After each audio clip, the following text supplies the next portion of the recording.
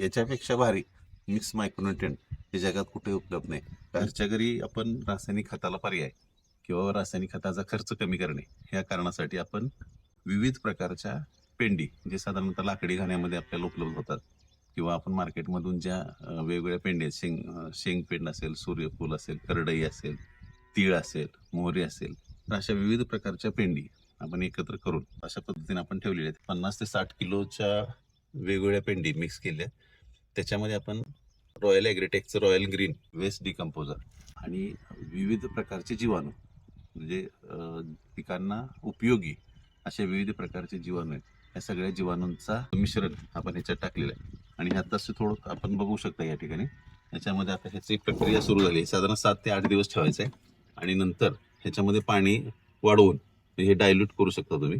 4-5 kilo घेतलं आणि त्याच्यामध्ये एक साधारण 200 लिटर पाणी टाकलं आणि त्याच्यानंतर गाळून घ्यायचं आहे हे मिश्रण आणि आपण पिकाला अतिशय याच्यापेक्षा भारी मिक्स मायक्रोन्युट्रिएंट हे जगात कुठे उपलब्ध नाही.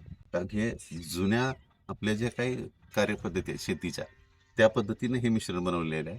सुरुवातीला मागच्या 100 वर्ष 1000 वर्षापासून हे कुठल्याही शेतीला मायक्रोन्युट्रिएंट युरिया DAP हे वापरलं घेत नव्हतं. त्यावेळी विविध प्रकारच्या पेंडी हे आपलं पिकाचं मूळ अन्न आहे आणि त्या दृष्टीने आपण हा प्रयोग आपण करतोय आणि ह्याचे रिझल्ट 100% अतिशय चांगल्या रीतीने आपल्याला बघायला मिळतील. धन्यवाद.